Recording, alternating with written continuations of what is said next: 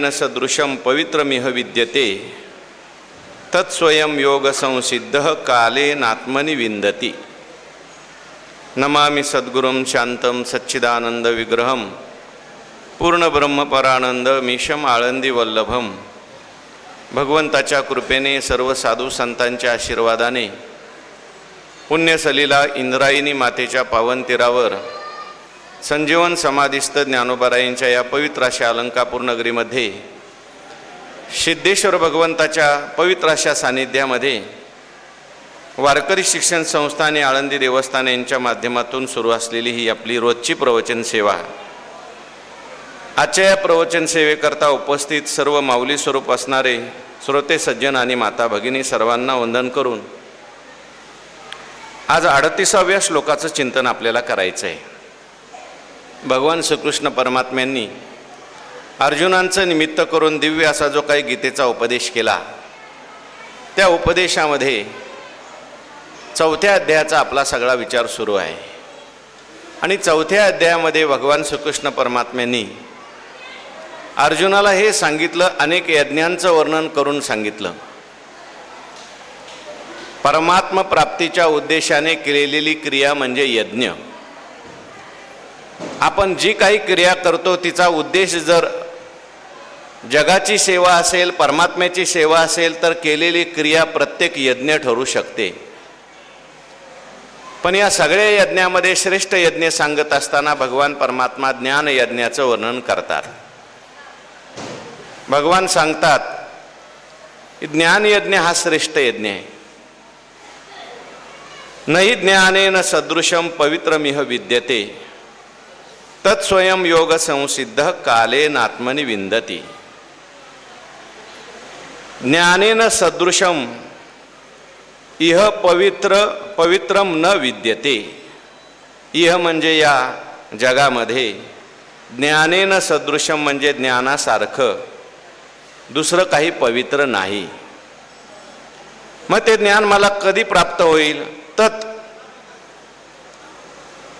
योग संसिद्धाः कालेन आत्मनि स्वयं विन्दति। ते आत्मविषयक असलेलं जे ज्ञान आहे, जो योगाने संस्कारित झालेला आहे, कर्मयोग असेल, हठयोग असेल, भक्तियोग असेल, या सगळ्याने संस्कारित ज्याचं चित्त शुद्ध ज्याचं चित्त आहे त्याच्या हृदयात हे आत्मज्ञान पुढे आपोआप प्रगट होतं, त्याला ज्ञान होतं। स्वयं विन्दती असं म्हटलेलं आहे। फक्त थोडासा काळ जाण्याची शक्यता आहे। कालेनं म्हटलेलं आहे कारण कोणतीही गोष्ट जी आहे ती लगेच घडत नसते, त्याला काही काळ जावा लागतो। आता बी पेरलं की लगेच उगवत नाही, काही काळ जावा लागतो। तशी ही विद्या सुद्धा फलद्रूप होण्याकरता काही कालावधी जावा लागतो। परंतु भगवान म्हणतात ज्ञानासारखं पवित्र या जगामध्ये दुसरं काही नाही। काही पवित्र करणाऱ्या गोष्टी आहेत पण त्याची सर ज्ञानाला येत नाही। पवित्र करणाऱ्या गोष्टी अनेक आहेत, काही पवित्र गोष्टी जगामध्ये आहेत। ज्ञानोबारायांनी सुची शब्दावर याचं व्याख्यान केलंय 12व्या अध्यायात। सुचित्वे सुची गंगा होय आणि पाप तापही जाये परितेत आहे बुडणे एक। गंगा पवित्र आहे। गंगा काय काय घालवते का? फेडीत पापताप पोखीत तिरीचे पादप समुद्रा जाय आप गंगेचे जैसे। आपलं पाप घालवते आणि पापामुळे होणारे तापही घालवते आणि सुजलाम सुफलाम करत करत ती तिकडे जाते। पण त्या ठिकाणी काय आहे, गंगा जी आहे ती सगळ्यांना सुलभ नाही। बरं, गंगा पाप घालवते पण घालवल्यानंतर ती मात्र मलिन होते। तिला आलेलं मालिन्य घालवण्याकरता तिला परत संतांच्या जवळ यावं लागतं। तीर्थे तया ठाया येती पुनीत व्हावया। हिमालय सुद्धा पवित्र आहे। ज्ञानोबाराय म्हणतात हिमालय सुद्धा पवित्र आहे। हिमवंतू दोष खाये परी जीवितवाची हानी होय। हिमालयाची यात्रा सगळ्यांना सोपी आहे का? हिमालयात गेल्याला परत येईल की नाही सांगता येतो का? सांगता येत नाही, अवघड आहे. म्हणून पवित्र त्या गोष्टी जरी असल्या तरी सुलभ नाहीत. तिथेही सुद्धा अपवित्रता निर्माण होऊ शकते. अशा अनेक गोष्टी आहेत, परंतु भगवान सांगतात सगळ्यात पवित्र जर कोण असेल तर ज्ञान आहे. इथे ज्ञान आणि परमात्मा वेगळा नाही बरं का. ज्ञान हे परमात्म्याचं स्वरूप आहे आणि परमात्म्याचं वर्णन करताना वर्णन केलंय पवित्रम पवित्रानाम पवित्रयो मंगलानांच मंगलम. भगवान परमात्मा पवित्र आहे, तो अपवित्रालाही पवित्र करतो, स्वतः कधी अपवित्र होत नाही. काही त्या ठिकाणी यज्ञ वगैरे आहेत ते आपल्याला पवित्र करतात, पण एखादं पातक घडलं असेल तर त्यातून ते पवित्र करतात. शास्त्रामध्ये असे काही यज्ञ सांगितलेले आहेत, काही विधी सांगितलेले आहेत की तो यज्ञ केला, ती विधी केली की आपण काय होतो? पवित्र होतो. पण काही कालापुरते पुन्हा अपवित्र होत नाही का? पुन्हा अपवित्रता येते ना. म्हणून ती कायमची पवित्रता प्राप्त झाली पाहिजे. अपवित्रता येण्याचं कारण जे आहे ते नष्ट झालं पाहिजे. सगळ्यात मोठी अपवित्रता म्हणजे अज्ञानच आहे आणि अज्ञानातून सगळी अपवित्रता निर्माण होते. अज्ञानातून मी देह आहे वृत्ती निर्माण होते. अज्ञानातून हे माझं आहे वृत्ती निर्माण होतो. अज्ञानामुळेच रागद्वेष निर्माण होतात. आणि म्हणून पवित्र कायम जर व्हायचं असेल तर ते अज्ञान जावं लागतं. आणि अज्ञान घालवण्याचं सामर्थ्य कशात आहे? ज्ञानामध्ये. अज्ञान दुसऱ्या कशाने जात नाही, ज्ञानाने जातं. म्हणून नहि ज्ञानेन सदृशम पवित्रमिह विद्यते. ज्ञानासारखं पवित्र दुसरं काही नाही. भागवतामध्ये वर्णन आलं, सुरुवातीला महात्म्यामध्ये कथा आली. भक्ती रडत होती, तिची 2 मुलं जी आहेत ती म्हातारी झाली होती, ज्ञान आणि वैराग्य. नारद महर्षी आल्यानंतर भक्तीने सांगितलं करा यांच्याकरता काहीतरी, माझी मुलं तरुण झाली पाहिजेत, उठली पाहिजेत. काय करायचं? नारद महर्षी विचार करायला लागले. अनेक लोकांना विचारलं पण काय बरोबर उत्तर कोणी दिलं नाही. आता एवढा मोठा महात्मा आणि आपल्याला विचारतोय, आपण काय सांगणार? काही लोक तर नारद महर्षीला पाहिल्याबरोबर निघून जायचे, उगाच आपल्याला सांगायची वेळ यायला नको. शेवटी नारद महर्षींना आकाशवाणी झाली आणि सांगितलं, आकाशवाणीने सांगितलं यांच्याकरता सत्कर्म करावं लागेल आणि ते सत्कर्म तुम्हाला संत सांगतील. आता कोणते संत मला सांगतील? नारद महर्षी फिरत फिरत शेवटी बद्री विशाल क्षेत्रामध्ये गेले. तिथे सनकादिकांची भेट झाली आणि सनकादिकांना विचारलं, भक्ती रडते, तिची मुलं म्हातारी झालेली आहेत, काय सत्कर्म करायचं सांगा. तेव्हा सनकादिकांनी तिथे सांगितलंय तुम्हाला भागवत कथा ज्ञान यज्ञ करावा लागेल. ज्ञान यज्ञाची सरी कशाने येत नाही आणि म्हणून ज्ञान यज्ञानेच हे तरुण होतील असं म्हटलंय. सांगायचं एवढ्या करताच नहि ज्ञानेन सदृशम पवित्रमिह विद्यते. ज्ञानामध्ये ज्ञानासारखं काही नाही असा सरळ अर्थ आहे. आणखीन थोडासा अर्थ काही महात्म्यांनी काढला. सदृशम म्हणजे दृष्टीने युक्त आहे ज्ञान, बाकी सगळे अदृश्यम आहेत, हा सदृश्यम आहे. स आणि दृश्यम म्हणजे दृष्टीसहित, आणि पवी म्हणजे वज्र आणि त्र म्हणजे त्रायते. वज्रापासून आपल्याला तारणारं, पापापासून आपल्याला तारणारं ज्ञान आहे, असाही अर्थ काही केला आहे. म्हणून केवळ कर्माने कर्माचा निराहार होत नाही. एक कर्म आहे आणि त्या कर्मातून सुटण्याकरता मी दुसरं कर्म केलं, पण कर्म करत असताना कर्तृत्व असतं, भोक्तृत्व असतं, त्यामुळं कायमची कर्मातून सुटका होत नाही. कर्मामुळे कायमचं अज्ञान जाणार नाही. कारण जोपर्यंत कर्ता शिल्लक आहे तोपर्यंत त्या ठिकाणी कर्माचं फल निर्माण होतच राहतं. मग त्याच्याकरता करता गेला पाहिजे, बाधित झाला पाहिजे, त्याच्याकरता ज्ञानच लागतं. म्हणून ज्ञान हे श्रेष्ठ सांगितलं. पण हे ज्ञान मला कधी प्राप्त होईल? तत् स्वयं योग संसिद्धा कालेन आत्मनि विंदती. ते ज्ञान स्वतः योग संसिद्ध झालेला मनुष्य पाहिजे. योग संसिद्ध म्हणजे योगाने संस्कारित. मोक्ष देईल ज्ञान ते तर किरण नाही आन, परी ते थारे ऐसे मन शुद्ध व्हावे. मोक्ष ज्ञान देतं, परंतु ते स्थिर राहण्याकरता अंतःकरण तसं पाहिजे, शुद्ध पाहिजे, संस्कारयुक्त पाहिजे. आणि ते अंतःकरण साफ करण्याचं काम, शुद्ध करण्याचं काम हे योग करत असतात. कर्मयोग असेल, निष्काम कर्मयोगाचं ज्याने आचरण केलं आपोआप त्याच्या चित्तातला मल दोष जातो.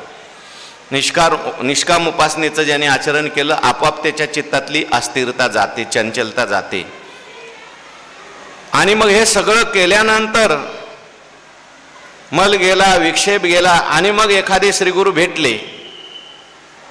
भेटल्यानंतर त्यांनी उपदेश केला. उपदेश त्यांनी केल्यानंतर सुद्धा लगेच ज्ञान होत नाही. फार उच्च अधिकारी असेल तर होतं, पण सामान्य अधिकारी असेल तर त्याला मनन श्रवण चिंतन करत राहावं लागतं. तुका म्हणे नाही चालत तातडी, प्राप्त काळ घडी आल्यावे. म्हणून घाई करू नये. येण्याकरता घाई करावी, पण आल्यानंतर हळूहळू अभ्यास करावा. हळूहळू चाला, कोणी कोणाशी न बोला. अभ्यास करत राहिलं, चिंतन करत राहिलं, हळूहळू आपण केल्यानंतर एक एक त्या ठिकाणी प्रतिबंध निवृत्त होत चालतो. आणि तत्स्वयं योग संसिद्धा कालेनात्मने विंदती. पुढे मग ते ज्ञान प्राप्त होतं, पण कुठून दुसरीकडून येत नाही ज्ञान. आत्मने विंदती, आपल्याजवळच ते प्रगट होतं. हृदयी स्वयंभची असे, आणि हृदयी स्वयंभची असे. काय पूर्वार्ध ओवीचा? प्रत्यक्ष फावो लागे तैसे आपैसेची, मोठके गुरुमुखे उदय जत दिसे. आणि हृदयी स्वयंभची असे. गुरुच्या मुखातून जरी शब्द ऐकला, तत्ववंशी ऐकलं, तू ब्रह्म आहेस असं ऐकलं, तरी गुरु जे आहेत त्यांचं जे शब्द आहेत ते काय ज्ञान तयार करतात का? ते ज्ञान तयार करत नाही, ते अविद्या घालवतात. त्यांचे शब्द जे आहेत ते काय करतात? अविद्या घालवतात. आगवीची शास्त्रे अविद्या नाशाची पात्रे, वाचोनी न होती स्वतंत्र आत्मबोधी. ज्ञान हे प्रत्येकाच्या हृदयी स्वयंभची असे म्हटलंय. मग स्वतःच आहेच ते, मग असलेलं जे आहे ते प्रगट का होत नाही? प्रतिबंध असतो ना. पाणी आहे पण शेवाळ आलंय, त्याला काय करावं?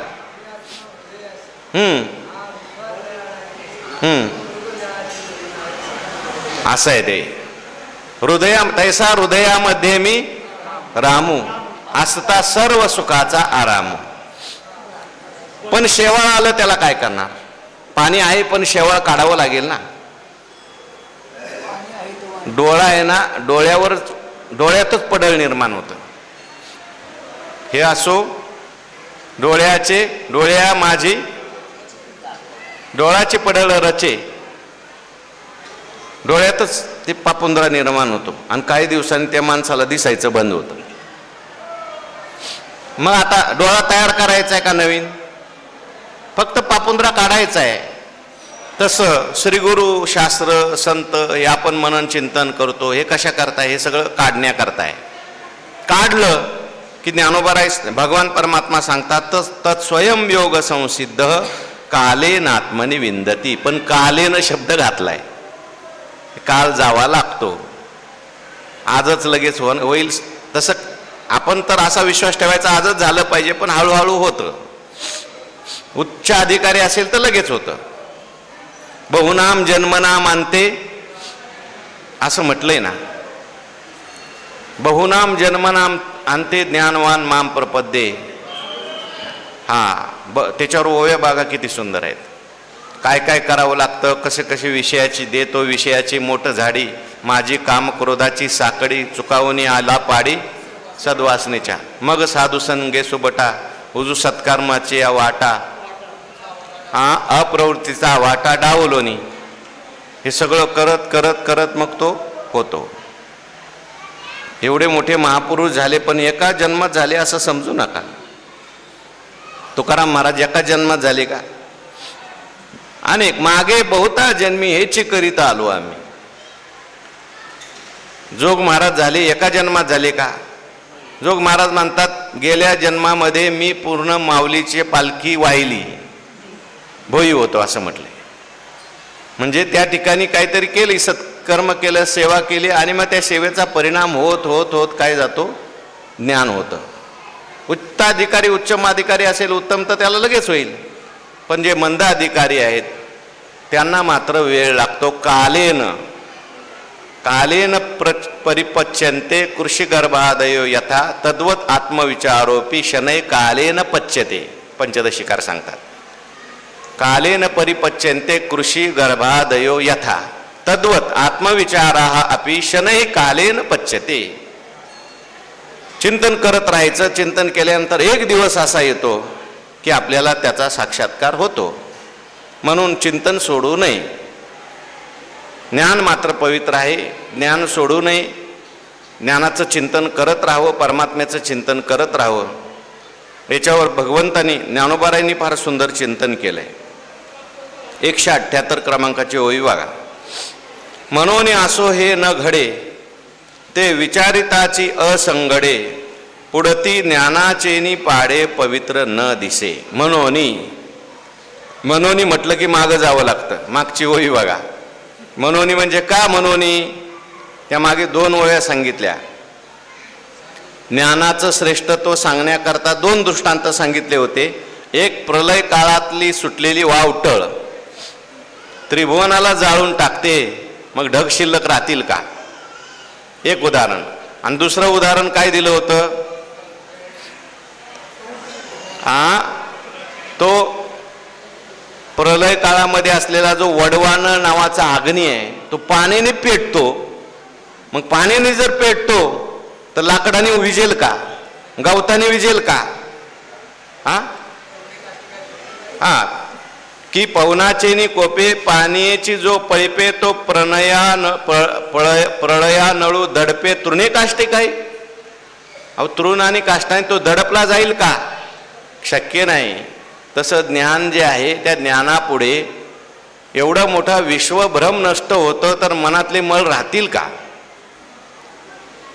मनोनी असो हे न घडे, हे जसं ज्याप्रमाणे घडणार नाही, हे घडणार नाही म्हणजे आभ्र शिल्लक राहणार नाही. आणि जसा तृण काष्टाने अग्नी जसा त्या ठिकाणी दडपला जात नाही हे शक्यच नाही. ज्ञानोबाराय म्हणतात ते विचारिताची असंगडी, त्याचा विचार करणंच त्या ठिकाणी योग्य नाही. अग्नी जो आहे कधी त्या ठिकाणी गवताने दडपला जाईल का? उलट भडकेल जास्त. तसं ज्ञानरूपी अग्नी जो असतो तो सगळं जाळून टाकतो. काही शिल्लक ठेवत नाही. कर्ता शिल्लक ठेवत नाही, कर्म शिल्लक ठेवत नाही, क्रिया शिल्लक, प्रारब्ध नाही, संचित नाही, क्रियमान काही नाही, शिल्लक ठेवत नाही. याचा अर्थ मनुष्य ज्ञान झाल्यानंतर संपतो असं समजू नका बरं का. सत्यत्व बुद्धी त्याची निघून जाते, हे त्याच्यातलं मर्म आहे. तो तुमच्यासारखाच बोलतो, खातो, पितो, व्यवहार सगळा चांगला करतो, पण सत्यत्व बुद्धी राहिली नाही, हे त्याच्यातलं मर्म आहे. तो सगळं करतो, घरी गेल्यानंतर घरच्या लोकांशी प्रेमाने वागतो, आपलं कर्तव्य करतो. असं काही नाही की ज्ञान झालं की त्याला 1-2 शिंग निर्माण होतात. असं झालं बाबा ज्ञान झालं आणि तेव्हापासून हा सारखा डोळे झाकूनच बसायला लागला, असं काय आहे का? काही नाही. ज्ञान झाल्यानंतर फक्त त्याची जी सत्यत्व बुद्धी जी असते ती जाते, अति आसक्ती आहे ती जाते, बाकी व्यवहार सगळा जसाच्या तसा. मनोनी असो हे न घडे ते विचारिताची असंगडे पुढती ज्ञानाचेनी पाडे पवित्र न दिसे. पुढं मला ज्ञानासारखं पवित्र काही दिसत नाही. ज्ञानच एक पवित्र दिसतं, कारण ज्ञान झाल्यानंतर त्या ठिकाणी ज्याला ज्ञान प्राप्त होतो तो तत्स्वरूप होऊन जातो. ज्ञानामध्ये कोणत्याही प्रकारचा मळ नाही, अज्ञान नाही, अविद्या नाही, कर्म नाही, काही नाही. ज्ञानामध्ये काही नाही. ज्ञान झालं की माणसाच्या ठिकाणी याच्याविषयी सगळ्याविषयी मिथ्यात्व बुद्धी निर्माण होते. असं ज्ञान पवित्र आहे. आणि म्हणून ज्ञानासारखं पवित्र मला काही दिसत नाही. एथ ज्ञान हे उत्तम होये आणि काही एक तैसे के आहे जैसे चैतन्य का नोहे दुसरे गा. आता ज्ञाना तुम्ही म्हणता ज्ञान श्रेष्ठ आहे, ज्ञानासारखं दुसरं काही नाही. का ज्ञानासारखं दुसरं काही नाही? जगात काय अशा वस्तू नाहीत का पवित्र? आम्हाला तर किती पवित्र वस्तू दिसतात. तेव्हा ज्ञानोबराय म्हणतात एथ ज्ञान के उत्तम होय. ज्ञान हे उत्तम होय. ज्ञान उत्तम आहे याच्याकरता मी तुम्हाला प्रश्न विचारतो. कारण अनेक एक तैसे की आहे. कारण ज्ञानासारखं दुसरं जगात काय आहे आम्हाला दाखवा. खरं तर ज्ञानच आहे, दुसरं जगात काहीच नाही आहे. मी मगाशी सांगितलं ज्ञान म्हणजे परमात्मा, आणि परमात्मा सोडून दुसरं जगात काय आहे? जैसे चैतन्य का नोहे दुसरे गा. जसं चैतन्यासारखं दुसरं काय आहे ते दाखवा. आहे का जगात चैतन्यासारखं दुसरं काय? चैतन्यासारखं दुसरं काय आहे का? चैतन्यासारखा जीव आहे का? चैतन्यासारख्या जड वस्तू आहेत का? चैतन्यासारख्या आणखीन कुठली वस्तू जगात आहे का? नाही. चैतन्यासारखं जगात दुसरं काही नाही. याला अनअन्वय अलंकार म्हणतात. समुद्रासारखं दुसरं, समुद्राला उपमा कशाची द्यायची? आकाशाला उपमा कशाची द्यायची? आकाश म्हटले आमच्या घरातल्या पोकळीसारखा आहे आणि समुद्र आमच्या नदीसारखा आहे. म्हटलं शक्य आहे का? तुझी कुठं नदी आणि तुझ्या घरातली पोकळी कुठं? आकाश सर्वत्र आहे, व्यापक आहे. जर आकाशाला उपमा सापडत नाही, जर समुद्राला उपमा सापडत नाही, तर हे सगळं ज्या चैतन्यामध्ये राहतं त्याला उपमा काय? कुठली उपमा देता येत नाही. देऊ काशाची उपमा. तुकाराम महाराज म्हणतात देवा तुम्हाला कशाची उपमा द्यायची? तुमच्या भगवान सांगतात ना गीतेमध्ये, माझ्यासारखं कोण नाही तर मग माझ्यापेक्षा अधिक कोण असणार आहे? ज्ञान म्हणजे परमात्म्याचं स्वरूप आहे. केवळ निर्विशेष शुद्ध ज्ञान म्हणजेच परमात्मा आहे, म्हणजेच चैतन्य. तुम्ही ज्ञान, चैतन्य, परमात्मा याला वेगवेगळं समजू नका. चैतन्यासारखं दुसरं चैतन्य नाही. चैतन्य हे एकच आहे. जगामध्ये जेवढं काही चैतन्य आहे ते काय आहे? एकच चैतन्य आहे. म्हणून जैसे चैतन्य का नोहे दुसरे गा. चैतन्य दुसरं नाही, एकच चैतन्य आहे.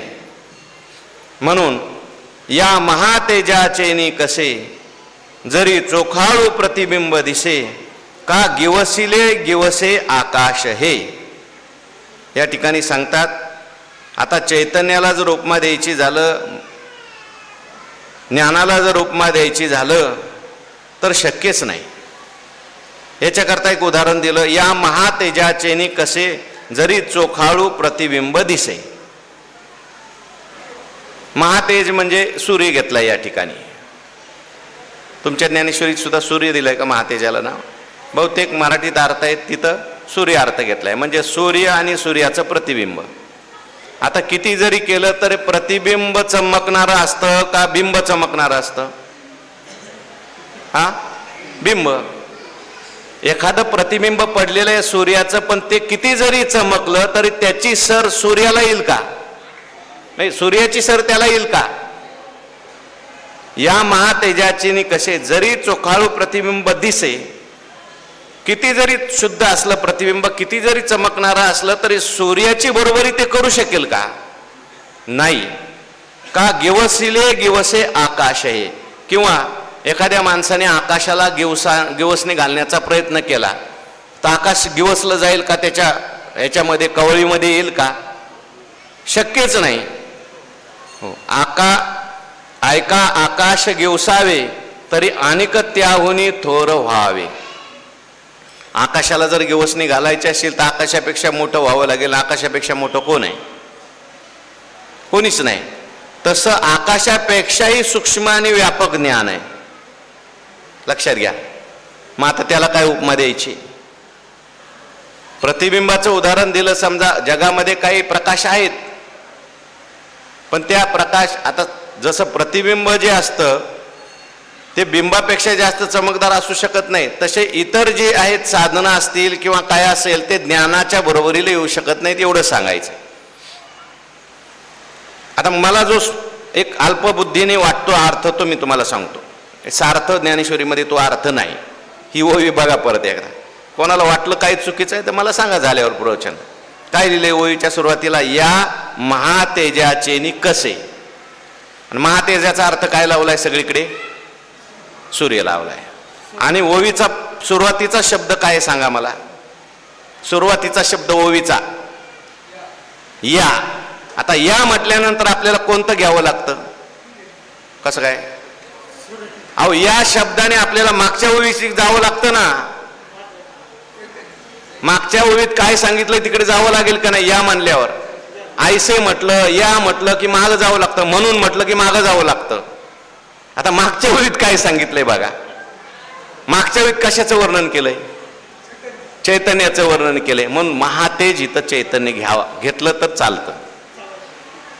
या महातेजाचे नि कसे. या महातेजाच्या कसोटीला जरी चोखाळू प्रतिबिंब एखादं प्रतिबिंब दिसत असेल, सगळं जगातलं जेवढं आहे ते चैतन्याचं प्रतिबिंबच आहे. अहो सूर्य सुद्धा काय आहे? प्रतिबिंब आहे का बिंब आहे? कोणाचं? चैतन्याचं प्रतिबिंब आहे. भगवान स्वतः सांगतात ह्या सूर्याच्या ठिकाणी प्रकाश कोणाचा आहे? यदादित्यगतम तेजो जगद भासयते खिलम यच्चंद्रमसी यच्चाग्नो तत्तेजो विधी मामकम. सूर्याच्या ठिकाणी माझा प्रकाश आहे. सूर्य चंद्र कवडसे म्हटलंय. हे कवडसे आहेत, हे खरा यांचा प्रकाश नाहीये. प्रकाश आहे माझा. माझ्या प्रकाशाने प्रकाशित झालेत आणि जग प्रकाशित करतात. मग महातेजाचे नि कसे म्हणजे महातेज म्हणजे तेज म्हणजे चैतन्य घ्या. ज्ञानोबरांच्या आरतीमध्ये आरती ज्ञान राजा महाकैवल्य तेजा म्हटलंय. महाकैवल्य म्हणजे इथं चैतन्यच घ्यावं लागतं. मग या चैतन्यावर चैतन्याच्या तुलनेमध्ये बाकीचे जे सूर्यचंद्रादी प्रकाश आहेत ते किती जरी लकलक करू लागले तर याच्या बरोबरीला येतील का? तसं ज्ञान म्हणजे महातेज आहे असा अर्थ आपण करू शकतो, चिंतन करू शकतो. का गिवसले गिवसे आकाश हे. आणि मग आकाश जे आहे जसं किती गिवसण्याचा प्रयत्न केला तरी गिवसलं जात नाही, तसं ज्ञानाला किती वर्णन करून उपमा दिली तरी उपमा दिल्या जाऊ शकत नाही, हे सांगायचंय. आणखीन एक उदाहरण दिलं ज्ञानोबरांनी बघा. ना तरी पृथ्वीचे नि पाडे कांटाळे जरी जोडे तरी उपमा ज्ञानी घडे पांडुकुमारा. म्हणतात ना तरी पृथ्वीचे नि पाडे कांटाळे जरी जोडे. पृथ्वीचं वजन करण्याकरता जर दुसरं वजन करण्यासाठी काय भेटलं, पारड्यात आपण एका बाजूला वजन घालतो आणि दुसऱ्या बाजूला पदार्थ घालतो. काय घ्यायचं असेल, कोबी असतील, टोमॅटो असतील तर इकडे या पारड्यात टोमॅटो इकडे 1 किलो अर्धा किलो. तर ज्ञानोबराय सांगतात ना तरी पृथ्वीचे नि पाडे कांटाळे जरी जोडे. त्या ताकड्यामध्ये त्या तराजूमध्ये पृथ्वीची तुलना करण्याकरता दुसरी वस्तू मिळेल का? अहो पृथ्वी एवढी जड वस्तू कुठून मिळणार आहे? मिळू शकत नाही. तरी उपमा ज्ञानी घडे पंडुकुमारा. तरच ज्ञानाला उपमा देता येईल. म्हणजे आता ज्ञानाला उपमा देता येणार नाही. म्हणून बहुती परी पाहता पुढती निर्धारिता. हे ज्ञानाची पवित्रता ज्ञानीची आथी. म्हणून आता म्हणून म्हटल्यानंतर हे सगळे मागचे दृष्टांत घ्या.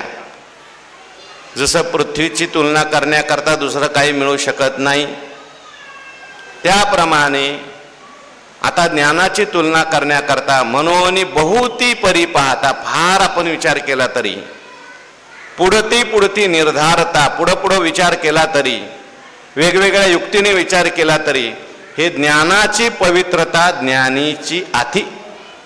ज्ञानाची जी पवित्र आहे ना ते ज्ञानाच्याच ठिकाणी आहे, दुसऱ्या कोणाच्या ठिकाणी पवित्रता नाही. हो तो का म्हणे नेनो युक्तीची ते म्हणून ठेवली. ज्ञानोबरायांचा विचार करत. आता ज्ञानोबराय म्हणजे ज्ञानच आहेत लक्षात घ्या. कैवल्याचा पुतळा प्रगटला भूतला चैतन्याचा जिव्हाळा ज्ञानोबा माझा. ज्ञानोबा राय म्हणजे ज्ञानोबा राय साक्षात ज्ञान स्वरूपच आहेत. एक नाथ महाराजांचा दुसरा अभंग आहे बघा. ज्ञानदेव ज्ञानदेव म्हणतात, ज्ञानदेव देतो. त्याची सुरुवात काय?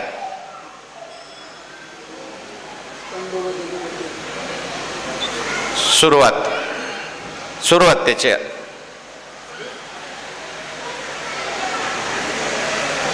सुरुवात पाहिजे. ज्ञाता ज्ञेय निजांगे होय ऐशी प्रतिज्ञा, ज्ञानाज्ञान विरहित ब्रह्म प्राप्तीची संज्ञा, ज्ञानदेव चतुराक्षरी मंत्र हा जपतु सर्वज्ञ. ही सुरुवात आहे. नाथ महाराज म्हणतात ज्ञानदेव चतुराक्षरी जप हा करतु सर्वज्ञ. तुम्ही ज्ञानदेव ज्ञानदेव असा 4 अक्षराचा जप करा. कशा करता करायचा? नाथ महाराज सांगतात ज्ञाता ज्ञानदेव चतुराक्षरी जप हा करितु सर्वज्ञ, ज्ञान विरहित ब्रह्म प्राप्तीची संज्ञा. ज्ञान अज्ञान विरहित असलेलं जे ब्रह्म आहे त्याच्या प्राप्तीची ही संज्ञा आहे. काय? ज्ञानदेव हे नाव आहे त्याचं. ज्ञाता ज्ञेय निजांगे होय ऐशी प्रतिज्ञा, ज्ञानाग्नीने पापे जळती हे ज्याची आज्ञा. आणि मग ज्ञानदेव ज्ञानदेव म्हणतात, ज्ञानदेव देतो. असे ज्ञानदेव आहेत. ते साक्षात ज्ञान स्वरूप आहेत. मग यांना तुम्ही कोणाची उपमा देणार? तुकाराम महाराज म्हणतात म्हणून ठेवली. आपली युक्ती तिथं चालत नाही, किंवा त्यांच्या युक्तीच्या खोली ज्या काय काय ते आपल्याला कळत नाहीत. मनोनी बहुती परी पाहता पुढतही पुढती निर्धारिता. हे ज्ञानाची पवित्रता ज्ञानीची आती. ज्ञानाची पवित्रता ज्ञानामध्येच आहे. हो. तपस्तीर्थ जपोदानम पवित्रानी इतरानी च नालम कुर्वन्ति ताम सिद्धिम या ज्ञानकलया कृता. भागवतात आलंय. तप आहे, तीर्थ आहे, जप आहे, दान आहे, ही पवित्र आहेत. सगळी आपल्याला पवित्र बनवतात. पण नालम कुर्वन्ति ता सिद्धिम या ज्ञानकलया कृता. एका ज्ञानाच्या किरणाने जी त्या ठिकाणी सिद्धी प्राप्त होईल ती याने होणार नाही. याचा अर्थ ते करू नये असं नाही, पण करत असताना ज्ञान पाहिजे, नाही तर अहंकार वाढतो. करिता तीर्थाटने अहंकाराची प्राप्ती हो. मी एवढं जप केला, मी एवढं तप केलं, मी एवढ्या तीर्थयात्रा केल्या, हा काय झाला? अहंकार झाला. आणि अहंकार जातो कशामुळे? अहंकाराला घालवायचा असेल तर त्याचा पाय मोडायचा असेल तर ज्ञान व्हावं लागतं. हा विचारोने अहंकार सांडिजे मग आस्तीच वस्तू होय जे, तरी आपली स्वस्ती सहजे आपण केली. म्हणून ज्ञानाचं महात्म्य सांगितलं श्रेष्ठ आहे. नाथ महाराज म्हणतात सकळ साधना नवे जे शुद्धी, ते ज्ञानलेशे होय त्रिशुद्धी. ऐक उद्धवा सुबुद्धी, ते ज्ञानसिद्धीचा महिमा. ऐक म्हटले, ज्ञाननिष्ठा अर्धक्षणे जे पवित्रता स्वये लाहणे, ते तपादी नाना साधने नाही पावणे कल्पांती. ज्ञानच झालं नाही, अनेक वर्ष तप करत बसला, पुनर्जन्म चुकेल का?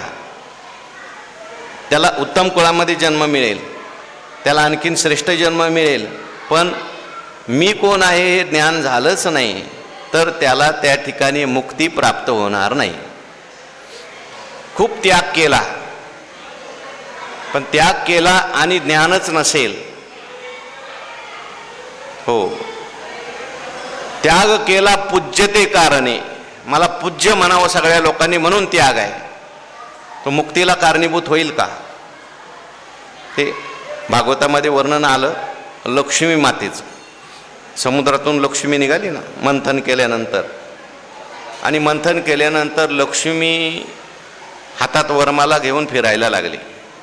देवही बसले होते, दानवही बसले होते, ऋषी बसले होते.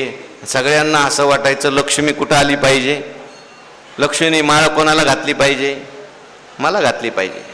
आसुरांनाच वाटतं असं नाही, देवांनाही वाटतं. देवांनाच असं वाटतं नाही, ऋषींनाही वाटतं कोण लक्ष्मी आपल्याकडे यावी. पण लक्ष्मी हुशार, लक्ष्मी काय अशी कोणाच्या गळ्यात माळ घालणारी आहे का? लक्ष्मी सगळ्यांना विचारायची, हे कोण ते कोण. हे म्हटले दुर्वास ऋषी फार तपस्वी आहे. म्हटली यांनी अजून क्रोधावर विजय मिळवलेला नाही, मी यांना माळ घालू शकत नाही. हो, न मन्यू निर्जया असे शब्द आले तिथे. एखाद्याकडे कोणाचं वर्णन केलं, म्हटलं यांच्याकडे त्यागच खूप आहे. म्हणजे त्याग असून काय, पण मुक्तिकारक आहे का तो? नाही, हे फार मोठे तपस्वी आहेत. तपस्वी आहेत म्हणून काय झालं? करुणिया तप तीर्थाटन वाढविला अभिमान एवढंच झालंय यांचं, अजून काहीच नाही. मीपणा कुठं गेलाय? ह्या सगळ्यांना लक्ष्मीने डावलंय, लक्षात ठेवा. कोणाला आयुष्य भरपूर आहे, ती म्हटली आयुष्य असून उपयोग काय त्याचा? मुक्ती आहे का? ज्ञान आहे का? आणि मग शेवटी ना तरी लक्ष्मी स्थिरावली मुकुंदी जैसी. शांताकारम भुजगशयनम पद्मनाभम सुरेशम विश्वाधारम गगनसदृशम मेघवर्णम शुभांगम लक्ष्मीकांतम कमलनयनम योगिभिर्ध्यानगम्यम वंदे विष्णुं भवभयहरम सर्वलोकैकनाथम. ज्ञान असलं तर मनुष्य मोकळा राहतो. त्या ठिकाणी त्याचा कुठेही दुराग्रह राहत नाही, कुठेही अभिनिवेश राहत नाही. मी अमुक, मी तमुक असा अभिनिवेश तो करत नाही. केला अभिनिवेश तरी तो त्या ठिकाणी जाणून करतो. हो, मी तपस्वी आहे, मी भक्त आहे, मी देवाचा भक्त आहे असा त्याचा अभिनिवेश असेल, पण तो जाणून करतो. आणि नसेल तर मग ज्ञान नसेल तर चाललीत भांडणं. आमचा देव श्रेष्ठ का तुमचा देव श्रेष्ठ? आमचा धर्म श्रेष्ठ का तुमचा धर्म श्रेष्ठ? आमचा संप्रदाय श्रेष्ठ का तुमचा संप्रदाय श्रेष्ठ? आमचा मंत्र श्रेष्ठ का तुमचा मंत्र श्रेष्ठ? हा त्याची निंदा करतो, तो त्याची निंदा करतो. हे ज्ञानाचं लक्षण आहे का अज्ञानाचं लक्षण आहे? आणि ज्ञान झाल्यानंतर विठ्ठल विस्तारला जनी सप्तही पाताळे भरुनी विठ्ठल व्यापक त्रिभुवने विठ्ठल मुनी मानसी. कोणाच्या पंथाचा द्वेष करायची गरज नाही, कोणाच्या मार्गाचा संप्रदायाचा द्वेष करायची गरज. जो तो आपल्या आपल्या प्रेमाने चाललाय, ठीक आहे. चुकतंय तर तिथे सांगायला पाहिजे, पण एखादा ऐकत नसेल तर आपल्याला काय काळजी करायची? शेवटी हे सगळं विश्व जे आहे हे ज्ञानस्वरूपच आहे आणि परमात्मा स्वरूपच आहे. म्हणून महात्मे जे आहेत त्यांनी सांगण्याचा प्रयत्न केला, पण जेव्हा लोकांनी ऐकलं नाही त्यावेळेस ते म्हटले जाऊ द्या, जसं असेल तसं. ही सगळी ईश्वराची सृष्टी आहे. जसं ज्याचं प्रारब्ध कर्म असेल तसं तसं होईल. प्रयत्न आपण चांगल्यासाठी करावा, सर्व बाजूने करावा. पण ज्ञान आहे श्रेष्ठ सांगितलं. पवित्रता ज्ञानाचे अति. ज्ञानोबराय सांगतात, जैशी अमृताची चवी निवडजे तरी अमृताची सारखी म्हणजे तैसे ज्ञाने हे उपमिजे ज्ञानाशेची. अमृताची चव निवडायची, शोधायची. एकाला अमृत प्राप्त झालं तसं सगळ्याला प्राप्त होत नाही. अमृत प्राप्त होणं किती अवघड आहे, पण झालं त्याला बिचाऱ्याला प्राप्त. आणि अमृत त्या ठिकाणी त्याने प्राशन केलं आणि त्याला विचारलं, काय कसं काय अमृत आहे? म्हटलं गेल्या शनिवारी बासुंदी खाल्ली होती तसं तसं लागलं थोडं. मग त्याने अमृत खाल्लंय का? अहो, अमृताची चवी निवडजे तरी अमृताची सारखी म्हणजे. अमृताची जर चव सांगायची असेल तर सांगायचं अमृतासारखीच. तसं ज्ञान सांगायचं असेल तर ज्ञानासारखंच. अमृताची उपमा कशालाही देऊ नका. लोक म्हणतात काय अमृतासारखं प्रवचन झालं. कुठलं आले अमृतासारखं झालं? ठीक आहे, आनंद आला तेवढं म्हणा. हो, काय अहो ते चहाच्या दुकानाला नाव आहेत, अमृत तुल्य चहा. आता अमृत तुल्य कुठला? तो सगळ्या शरीराचा नाश करू शकतो जर त्याच्यात दुसरं काय असलं तर, बरोबर नसलं तर. तेव्हा अमृताची उपमा देता येत नाही. आपण देतो ती गोष्ट निराळी आहे. पण अमृताची चवी निवडजे तरी अमृताची सारखी म्हणजे तैसे ज्ञान हे उपमेजे ज्ञानेशीची. अमृत म्हणजे काय सामान्य नाही. जोडे अमृताची सुरसरी ते प्राणा ते अमर करी स्नाने पाप तापन वारी आणि गोडी ही दे. असं अमृत आहे ते. म्हणून आता यावरी जे बोलणे ते वायाची वेळ फेडणे तव साचची जे हे पार्थू म्हणे जे बोलत असा. आता ज्ञानेश्वर महाराज म्हणतात, बाद झालं हे ज्ञानाचं महत्त्व सांगत सांग. आता ज्ञानाची उपमा कशाला देता येत नाही, ज्ञानाची उपमा कशाला देता येत नाही, ज्ञान ज्ञान ज्ञान ज्ञान किती दिवस झालं चाललंय. ज्ञान श्रेष्ठ आहे आम्हाला माहिती आहे. उलट आता यावरी जे बोलणे ते वायाची वेळ फेडणे. ज्ञानाचं वर्णन कोणी करू शकत नाही, कारण ज्ञान म्हणजे परमात्मा आपण सांगितलं, आणि परमात्म्याचं वर्णन कोणी करू शकतो का? परीही परते बोलणे खुंटले वैखरी कैसेनी सांगे. ज्ञानाचं वर्णन कोणी करू शकत नाही. मग आता ज्ञानाचं वर्णन करण्यातच आपला वेळ घालवायचा का?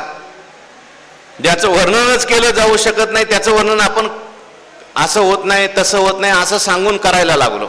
म्हणून ज्ञानोबा म्हणतात बास. आता तिथे निवृत्तीनाथ महाराज बसलेले, त्यांनी वर बघितलं असलं पाहिजे, आणि वर बघितल्यानंतर ज्ञानेश्वर महाराजांच्या लक्षात आलं आपण कोणापुढे बोलतोय. जे ज्ञान स्वरूप आहेत त्यांच्या पुढे हे सगळं बोलतोय. मग ज्ञानेश्वर महाराजांनी थोडासा काय लावला, ब्रेक लावला. ज्ञानेश्वर महाराज म्हणले बाद झाला, आता यावरी जे बोलणे, आता ह्याच्यावर जे बोलणं आहे ते वायाची वेळ फेडणे. ज्ञानाला उपमा देता येत नाही हे सांगत असताना वेळ घालवू नये. तव साचची जी हे पार्थू म्हणे जे बोलत असा, त्याला लगेच अनुमोदन कोणी दिलं? पार्थाने दिलं. म्हणजे भगवान ज्ञानोबाराय म्हणतात तिथं भगवान परमात्मा अर्जुनाला असं म्हटले, आता जास्त वेळ घालवत नाही, कारण 2-4 दिवसच राहिले. 5वा अध्याय संपवायचा, 4वा अध्याय संपवायचा आहे. पुढे मग मंदिरातला सप्ताह सुरू होणार आहे. मग वायाची वेळ फेडणे. पण काय करायचं, चिंतन होतंय आपलं, जाऊ द्या वेळेचं काय, 4 वर्ष चालेल, 5 वर्ष चालेल, आनंद मिळाला पाहिजे. तव साचची जे हे पार्थू म्हणे जे बोलत असा. मग पार्थ म्हणायला लागला, अर्जुन म्हणायला लागला, बरोबर तुम्ही बोलले देवा. आता हे सगळं ज्ञानेश्वर महाराजांना दिसतंय का सगळं आठवतंय? आठवतंय. का आठवतंय? कारण कृष्णाच्या रूपाने कोण आहेत? ज्ञानेश्वर महाराज आहेत, म्हणून सगळं आठवतंय. असा अर्जुन तिथं म्हटला, म्हणून हे लिहिलंय. अर्जुन म्हटला बरोबर तुम्ही बोलले, काय ज्ञानाचं वर्णन आपण करणार, ज्ञानाचं वर्णन करण्यात आता वेळ तरी कशाला घालवायचा आहे. परी तेच ज्ञान केवी जाणावे. आता ते ज्ञान जे तुम्ही म्हटले त्या ज्ञानाबद्दल काय बोलता येत नाही. हो, अनेक ठिकाणी आपण चिंतन करून आलोय. पै सांगणे या जोगे नव्हे ते तिचे सांगणे ऐसे आहे, म्हणून उपाधी लक्ष्मी नाही बोलीजे आधी. सांगण्यासारखं नाही, पण आता सांगितलं पाहिजे म्हणून पहिली उपाधी घेतात आणि उपाधीच्या द्वारे सांगतात. जे जे बोलीजे ते ते नव्हे, होय ते ते तव न बोलवे. ज्ञानोबा अमृतानुभवामध्ये बोलतात, जे जे बोलीजे ते ते नव्हे, जे जे बोलताय ना तुम्ही ते ते नाही, आणि होय ते तव न बोलवे, आणि जे हो झाला तो तो बोलत नाही. तेवी जेने ते जे वाचेशी वाच्य सुजे ते वाच्या प्रकाशी जे हे के आहे. अहो बोलण्याचं प्रकाशन जे करतंय ते ते आहे. वाणीचं प्रकाशन जो करतोय ते ते ते आहे, आणि म्हणून त्याच्याविषयी काय बोललं जाईल. उपनिषदामध्ये आलंय.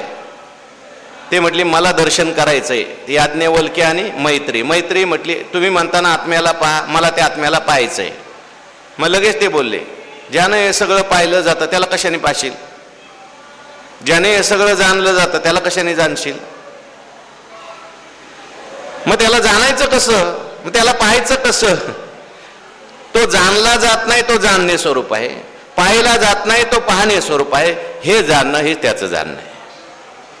लक्षात घ्या, तो जाणणे स्वरूप आहे, जाणला जाऊ शकत नाही, हे त्याचं जाणणं आहे. त्याच्यासाठी परत परत आवृत्ती करायची गरज नाही. त्याच्यासाठी जाणण्यासाठी काहीच करायचं नाही, पण जाणल्यानंतर निश्चय होत नाही, मग काहीतरी प्रतिबंध आहे. त्यासाठी सगळी साधनं आहेत, लक्षात ठेवा. म्हणून आता यावरी जे बोलणे ते वायाची वेळ फेडणे. तो साचची जी हे पार्थू म्हणे जे बोलत असा.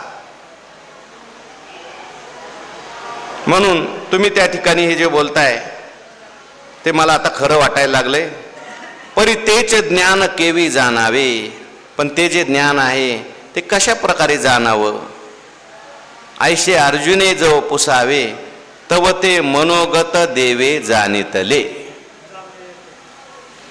ज्ञानोबा येते ज्ञानोबराय म्हणतात, परी तेचे ज्ञान केवी जाणावे, ते ज्ञान आम्ही कसं काय जाणून घ्यायचं?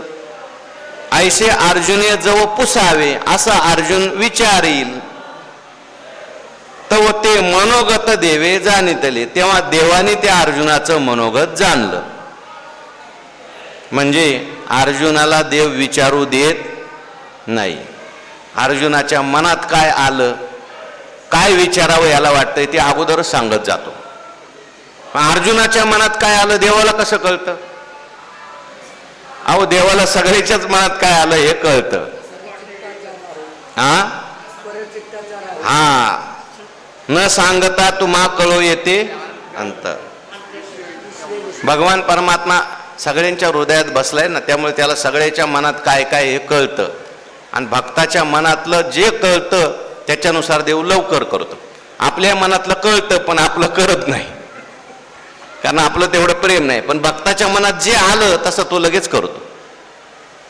किंबहुना मनात काय ते आपण म्हणतो ना एक प्रमाण, चिंतिल्या रोकडे मनोरथ, त्याचा पूर्वार्थ, चिंतल्या मागण्याची वास पाहे मुखाकडे, चिंतिल्या रोकडे मनोरथ. तुकाराम महाराज जायचे, तुकाराम महाराजांचे पूर्वज जायचे विश्वंभर बाबा, आणि त्यांच्याबरोबर त्यांच्या धर्मपत्नी गेल्या पंढरपूरला. आणि गेल्यानंतर विश्वंभरा बाबा आल्यामुळे देवाला आनंद झाला. भक्त आल्यानंतर देवाला आनंद होतो. मग देवाने त्यांच्या तोंडाकडे पाहायचं. कशा करता? काहीतरी यांनी मागावं, काहीतरी मला सेवा सांगावी, मग मला करता येईल. मागण्याची वास पाहे मुखाकडे. पण आता हे विश्वंभर बाबा होते तुकाराम महाराजांचे वंशज, काय तुम्ही आम्ही आहेत का? आपल्याकडे वर पाहतच नाही, तो खालीच बघतो. त्याला माहिती आहे काहीतरी मागणारच आहे गिराईक, म्हणून असं मागणार आहे की ते आपल्याला देऊशी वाटत नाही असं मागणार आहे. बरं, सेवा काहीच नाही. पण विश्वंभर बाबा गेल्यानंतर वर पाहतात देव, कारण यांनी मागितलं पाहिजे. पण विश्वंभर बाबा होते ते मागायचे काहीच नाही, देव हात जोडायचे, देवा अगदी व्यवस्थित चाललंय, काही गरज नाही, व्यवस्थित चाललंय, तुझं चिंतन घडू द्या, आमचं चिंतनात आमचा काळ चाललाय. मग देवाने विचार करायचा, मागण्याची वास पाहे मुखाकडे, चिंतिल्या रोकडे. जाऊ द्या, नाही मागितलं नाही, याच्या मनात काय आलंय बघा. ह्याच्या मनात जर आला असेल तर आपण ते लगेच करून टाका. पण संत असे असतात ते मनातही येऊ देत नाही. पण इथे अर्जुनाच्या मनात कदाचित प्रश्न आला असावा, म्हणून ज्ञानोबराय म्हणतात की अर्जुनाच्या मनात कदाचित असं येईल की आता हे ज्ञानाचं तुम्ही एवढं वर्णन सांगता, हे ज्ञान आम्हाला कसं प्राप्त होईल? हे पवित्र हे सांगता, श्रेष्ठ हे सांगता, मग आम्हाला ज्ञान कसं प्राप्त होईल? ते तव ते मनोगत देवे जाणितले. देवाने ते मनोगत जाणलं. ऐशी पुढील से घेतू, मागचं सांगतोय मी, तो सहजे जाणे हृदय असतू, जाणे जीवीचे सकळ नारायण. किंवा तव अर्जुन म्हणे देवो, परचित्त लक्षणाचा रावो, भला जाणितला जी भावो मानसू माझा. 5व्या अध्यायात येणार आहे.